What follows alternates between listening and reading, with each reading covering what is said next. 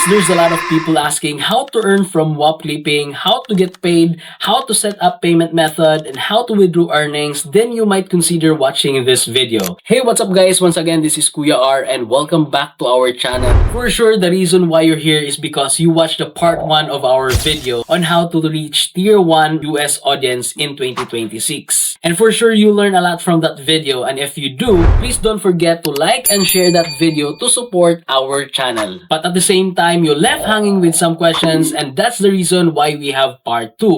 Some of you came up with the questions like, how could we download applications and access social media account if we are not allowed to connect to a local area network or use our data on your dedicated phone for US audience? But don't worry, because by the end of this video, you will learn how to do it step by step, everything we discussed in part 1.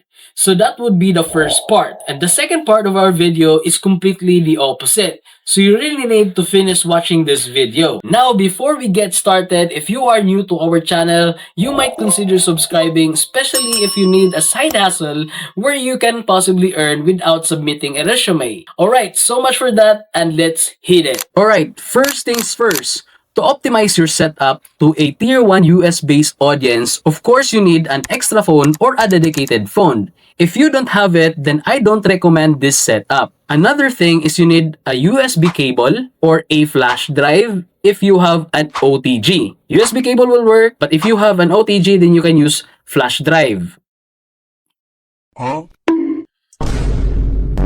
Why do we need USB cable or flash drive? Later you will know. But for now, let's do the first step. The first step is that you need to reset your phone to a factory default settings. Why do we need to do that? Because we need to set this one up to a US-based phone. We need to delete all the traces or the data from this phone that points to your location or your country. You know, because every time we post something, automatically the geo-blocker will block our signals and it only focus to what country we are in. Every transaction, every communication, everything that you do in this phone previously has a traces from your location, from where you are and who you are. And we need to get rid of that. If you remember, the first time you got your phone and you set it up, it will ask for your country and your time zone. And of course, you will not select your own country or if you are in different countries besides US. And for time zone, you can choose either EST or ADT, Eastern Standard Time or Eastern Daylight Time. That's kind of the same, it's just the summertime. Now, during the setup, you will be asked to connect your device to a Wi-Fi. Do not connect your device to your local home Wi-Fi. Just skip it. Afterwards, it will ask you to insert your SIM. Again, do not insert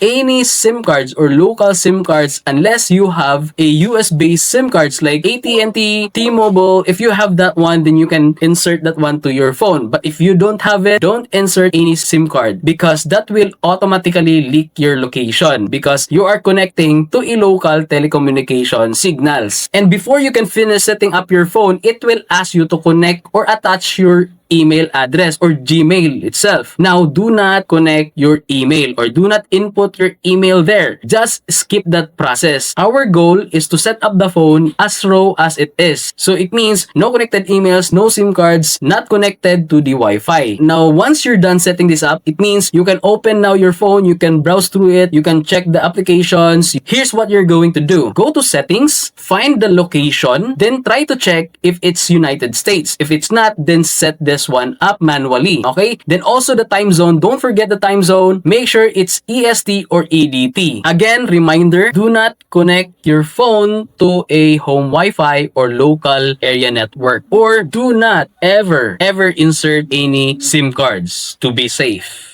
Now, let's move to the next step. Since we cannot connect your phone to a local home Wi-Fi or any data connection, then how can we download the VPN? Or how can we download the social media account? Or how can we download the applications? Here's what we're going to do. That is exactly the reason why I asked you earlier to prepare the USB cable or the flash drive with OTG. Either of these two you can use to transfer the VPN application from one devices or from your other device to your dedicated phone. So here's what you're going to do. Download the VPN on your PC or on your other phone. Then using USB cable, transfer it directly to your dedicated phone. Or if you have an OTG, then you can use the flash drive and transfer it directly to your phone. So that's how we're going to put the VPN inside your dedicated phone. I'm really hoping that it all makes sense now. And if you still don't get it, just make a few steps back on this video. Now, given that you already transferred or move or copy your VPN applications on your dedicated phone, alright, so let's say you already move, copy, or transfer the VPN application from other phone to your dedicated phone. Let's now install the VPN application in your dedicated phone. After you installed your VPN in your dedicated phone, open that VPN. Let's now open and enable that VPN. Make sure you already practice how to use that VPN before doing this process. Now, this is what you're waiting for, which is to connect to your Wi-Fi. Let's now connect to your home Wi-Fi. But you need to be very fast on this. After you connect your dedicated phone to your home Wi-Fi, you need to immediately enable or activate your VPN and connect it to US network connection. And to make sure that it was connected properly and there is no leak of your connections or of your location, you need to do this process. First, we will test it using your browser. In your browser, type this, whoer.net.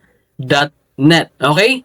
Did you get it? After you type it, then click enter. It will instantly check your IP and provides a latest score displaying your location as exposed. So that's the first thing that you need to do. The next one is browser leaks IP. It will run an advanced diagnostic that checks your IP, DNS, and WebRTC leaks to ensure your connection is secure. And the last one is this, Proton VPN IP checker. It will show you your country and city you are tunneling through. Once everything is in place and all secure, now your phone is ready for the next step. Since your connection is secured and US-based already in your dedicated phone, and then you can now download your social media applications like TikTok, Instagram, YouTube, and install it on your dedicated phone. Then sign up. But here's the thing, when you sign up to those applications, you will be asked for an email address or a mobile number. So what are we going to do?